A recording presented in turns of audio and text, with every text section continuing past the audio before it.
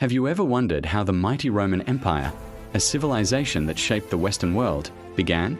It wasn't with a grand declaration or a peaceful treaty. Instead, its origin story is a tale of gods, jealousy, a she-wolf, and a tragic brotherly feud. It all starts with two twin boys, Romulus and Remus. Their story begins in a kingdom called Alba Longa. Their mother was a princess, Rhea Silvia, and their father, none other than Mars, the god of war. This divine heritage made them a threat to their great-uncle, the cruel King Amulius, who had stolen the throne. Fearing the prophecy that the twins would one day overthrow him, Amulius ordered them to be cast into the Tiber River, left to the mercy of the currents. But fate, or perhaps their divine father, had other plans. A servant, taking pity on the infants, placed them in a basket instead of throwing them directly into the water. The river god, Tiberinus, calmed the waters, guiding the basket safely to the shore at the base of what would later be known as the Palatine Hill. There, something truly miraculous happened. A she-wolf, drawn by their cries, discovered the abandoned babies. Instead of harming them, she gently nursed them, keeping them alive.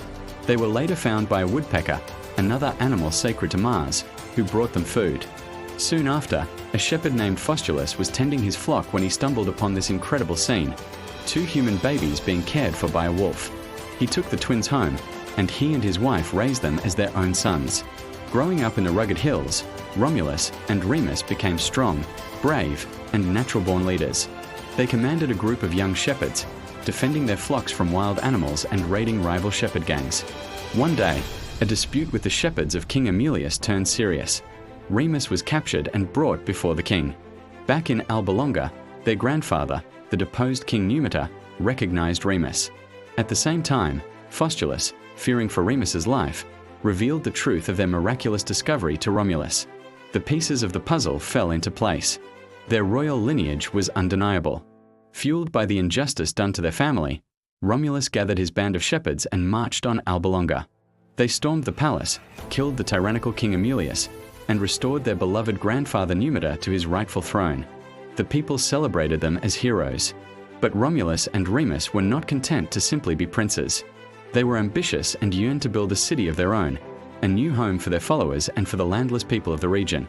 They returned to the 7 hills where they had been saved as infants. Here, however, their unity shattered. They couldn't agree on the perfect spot for their new city. Romulus favored the Palatine Hill, where they were found by the she-wolf. Remus preferred the Aventine Hill.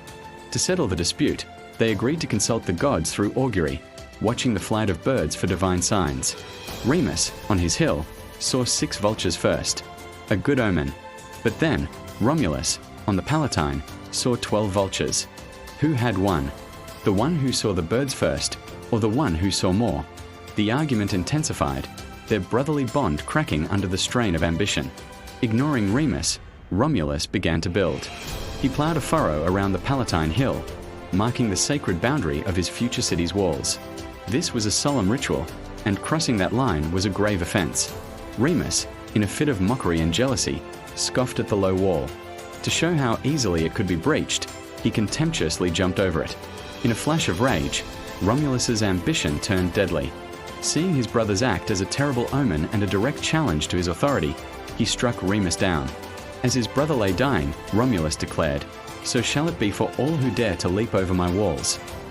The foundation of the new city was sealed with a brother's blood.